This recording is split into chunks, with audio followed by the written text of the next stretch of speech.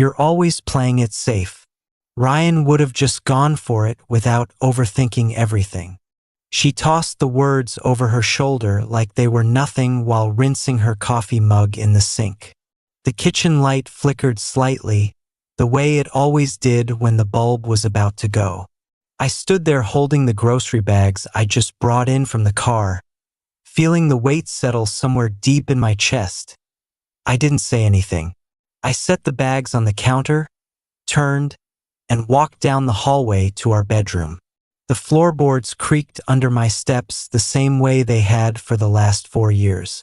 I pulled my old black suitcase from the top shelf of the closet, the one we'd bought together for that trip to Portugal that never happened because she changed her mind at the last minute.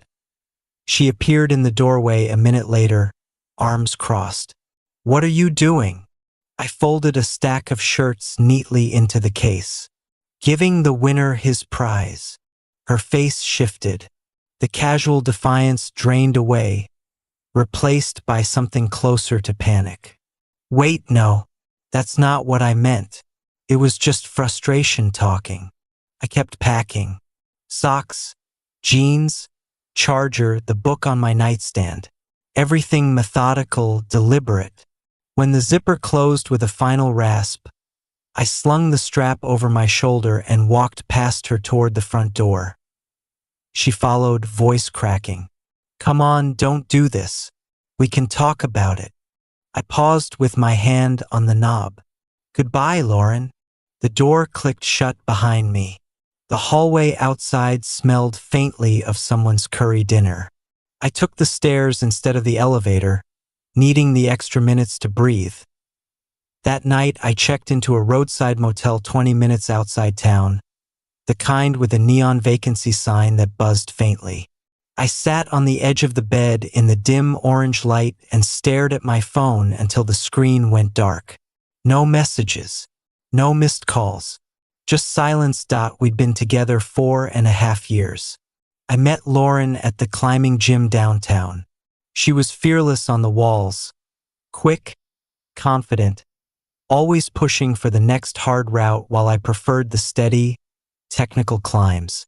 I liked planning the sequence, clipping bolts carefully. She called it beautiful control. I thought we balanced each other. Early on, I was completely invested. When her freelance graphic design work dried up during the slow season, I covered our rent for months without complaint. I worked overtime at the architecture firm, brought home takeout from her favorite Thai place on rough days, stayed up late helping her rebuild her portfolio site even though I barely understood half the design software. When she got offered a full-time position at an agency across the state, 3 hours away in a bigger city with more opportunities, I didn't hesitate. I put in for a remote arrangement at my firm, found us a new apartment sight unseen, handled the entire move while she finished her last freelance gigs. I left behind weekend climbing trips with my crew, the local crag I knew every hold on, the friends who'd become family over the years. I told myself it was temporary, that once she settled into the new job, we'd find new walls to climb together. There were good moments scattered through it all. Nights on the balcony of the new place, sharing a bottle of wine while she talked excitedly about upcoming projects. Mornings when she'd wake up early and make pancakes shaped like little mountains because she knew it made me laugh. Times she'd lean against me after a hard day and say I was the only person who made her feel grounded. But then there was Ryan, her ex from before we met, the one who dragged her on month-long van trips through the desert, climbing obscure routes in Utah and Nevada, living out of coolers and sleeping under stars. They broke up because he couldn't hold down a job longer than a season, because he'd disappear for days without warning, because commitment scared him. But she never quite let the memory go. It started small, a casual mention here and there. Ryan once free soloed this crazy overhang just for fun. Or when I'd suggest a careful budget for gear. Ryan never worried about money, he just made it work. I'd let it slide. Everyone has a past. But over time the comparisons sharpened. especially when we argued. If I wanted to plan a vacation months in advance to get good rates, she'd sigh and say I was too rigid. Ryan would have just thrown darts at a map and driven. When I turned down an invitation to a loud warehouse party because I had an early site visit the next day, she called me predictable. Ryan would have stayed out until sunrise. I tried to adapt. Booked last-minute flights to a coastal crag for a weekend. Bought her the expensive new crash pad she'd been eyeing even though we were tight on cash. Took her to concerts on weeknights, but it never quite hit the mark. The spark she remembered with him stayed just out of reach. Then came the distance. Late nights at agency events that stretched longer and longer. Coming home smelling faintly of someone else's cologne. Laughing at texts she'd angle away from me. I saw Ryan's name pop up more than once. "Just catching up," she'd say if I asked. "Old friends." One night I found her scrolling through his Instagram at 2 a.m. Photos of him on some new desert tower, living the life she'd left behind. She liked a picture from 3 years ago. When I quietly asked about it, she accused me of snooping. I backed off. Didn't want to be the jealous guy. Didn't want to control her. But the doubt grew roots. The evening it all shattered was ordinary enough. I'd spent the day on a conference call that ran long, then stopped for groceries on the way home. Lauren came in from work already tense.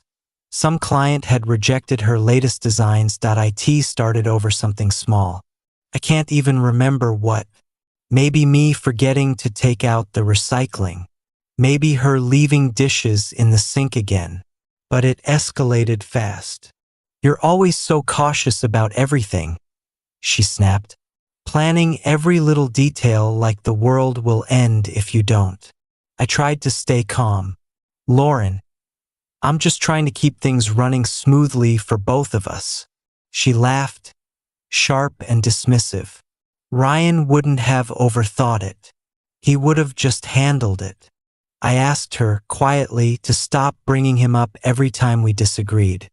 She crossed her arms, eyes flashing. "Why? You're not competing with him. You already lost." The words landed clean and cold. All the overtime, the move, the compromises, the quiet support, and I was still the runner-up. I didn't raise my voice. Didn't plead. Just set the grocery bags down and walked to the bedroom to pack.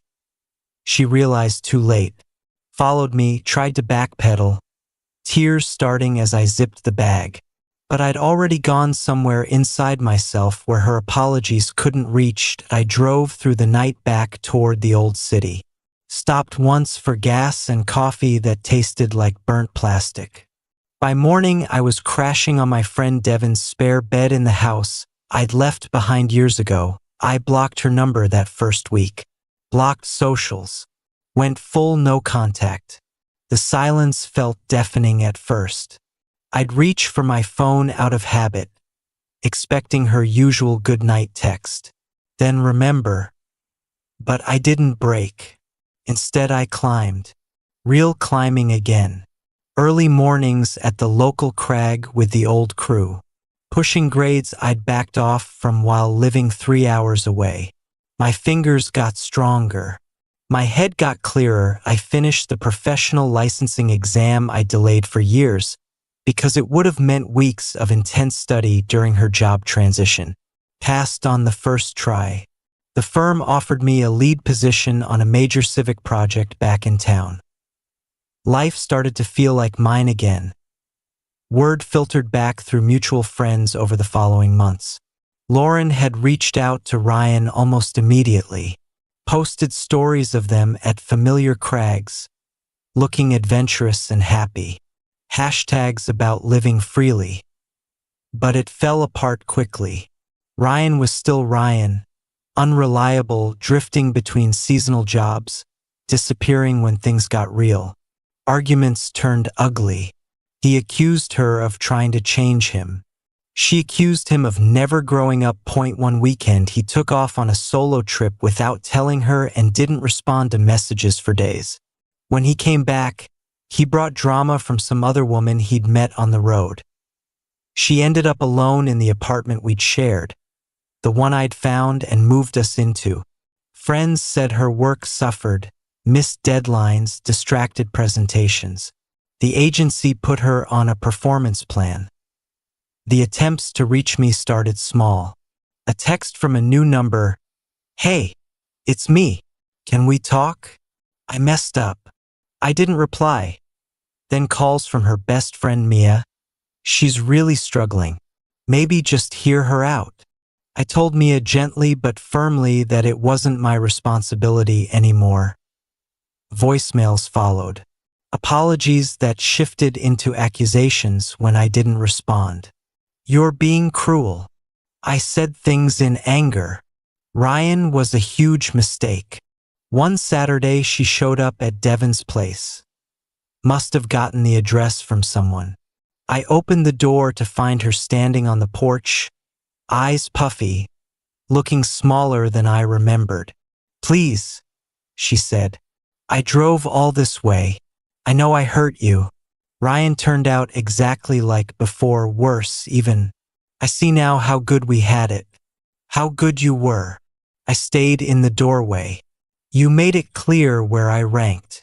That wasn't true. I was confused, chasing something that wasn't real. You're steady, kind, everything I need. The word hung there. I repeated her own line back to her quietly.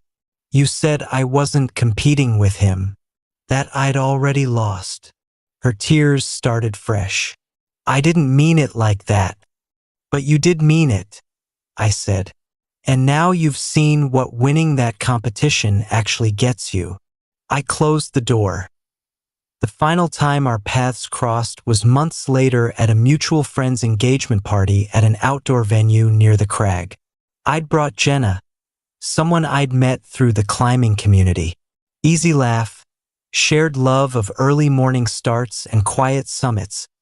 I spotted Lauren across the lawn near the string lights.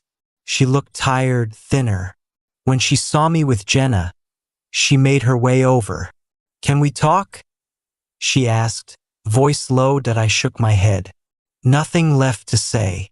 She glanced at Jenna, then back at me. I lost everything. Jobs hanging by a thread. Friends are distant.